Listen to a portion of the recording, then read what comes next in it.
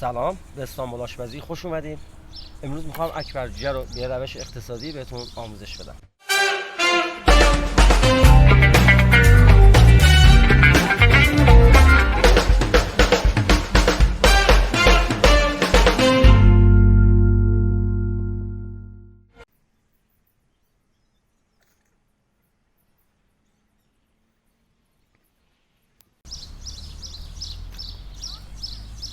مرغی که باید انتخاب کنیم بین 900 تا 1100 گرم.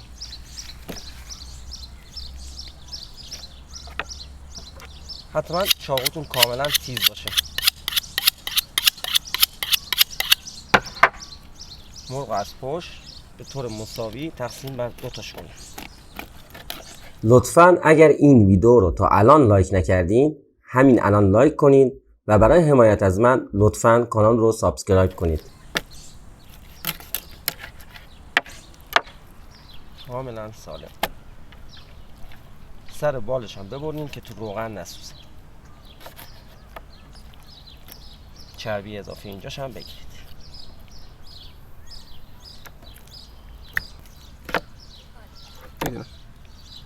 سر بال مرغ رو جدا کنیم که داخل روغن نسوزه. یه چربی اضافی اینجا هم هست، اونم بگیرید.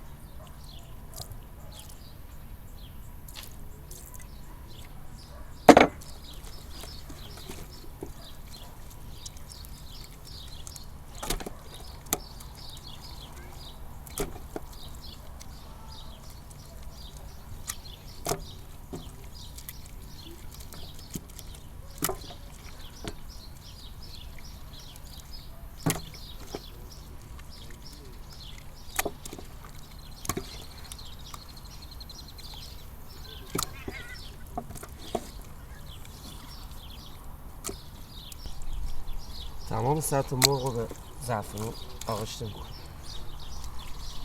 و تو پختش به رنگ و خوش رنگیش کمک میکنه.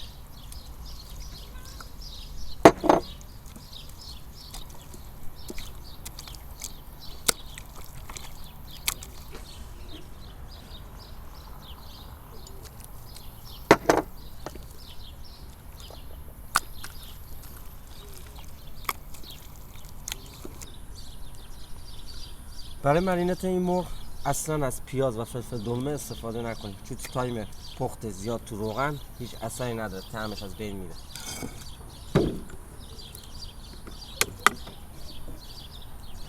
آبلیمویی به آب رقیق شده.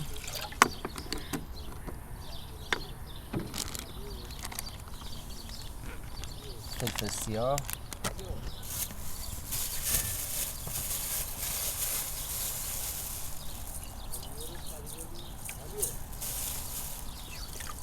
نمک، مقداری خیلی کم پودر سیر.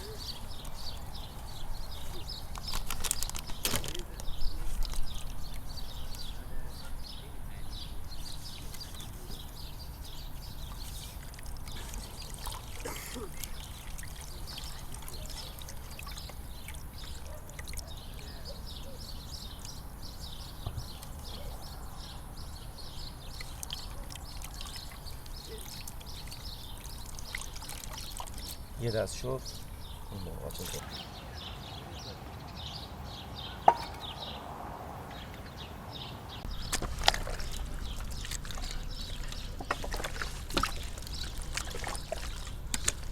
ادویه کاملا به مرغ میشسته، کاملا مشخصه.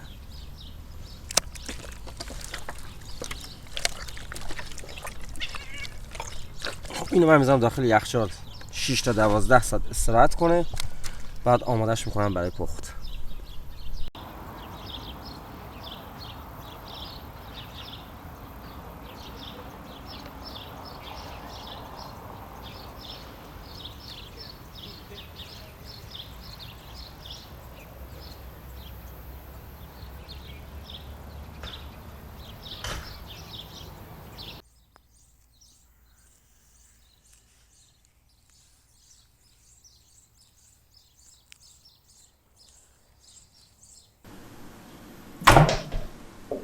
خب مرغا رو به این صورت کف تابه میچینیم یا کف هر ظرفی که میخواد توش عمل پخت رو انجام بدیم.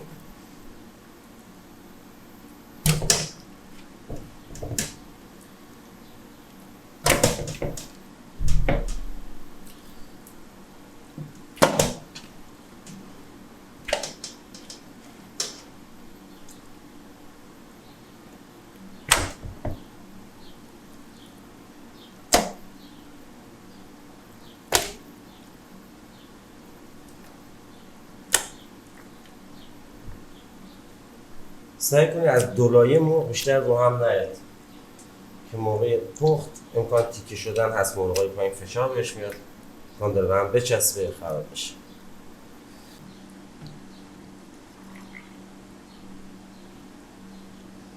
به قدری روغن میریزیم که سطح مرغ کامل بگیره.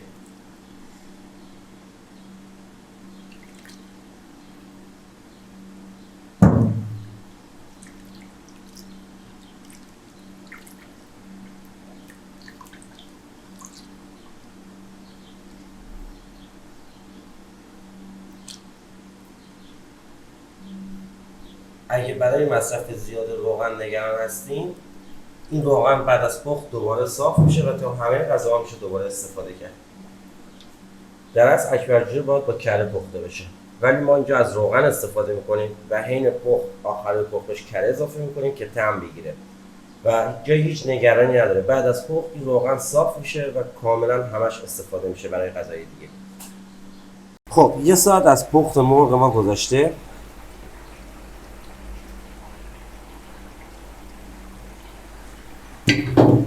پیاز و حلقای درشت میزنیم اینجا به روغن اضافه کنیم تا این 40 دقیقه دیگه به پختش ادامه بده. طعم این پیاز قشنگ میره داخل روغن و به مرغ اضافه میشه.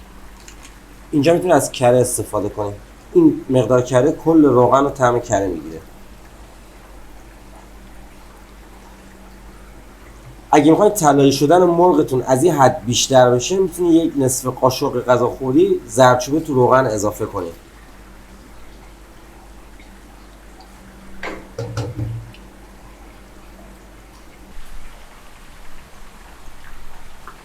خب دوستان، اکبرجوجه آماده است، کاملا طلایی و پخته شده و نرم.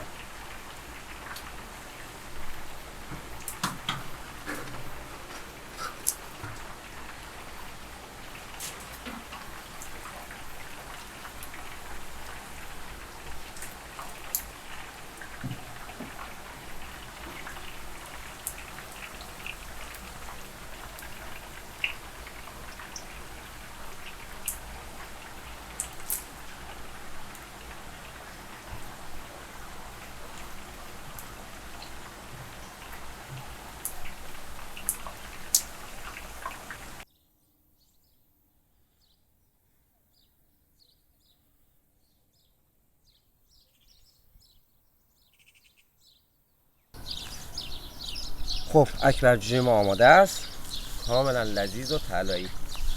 نوش جان.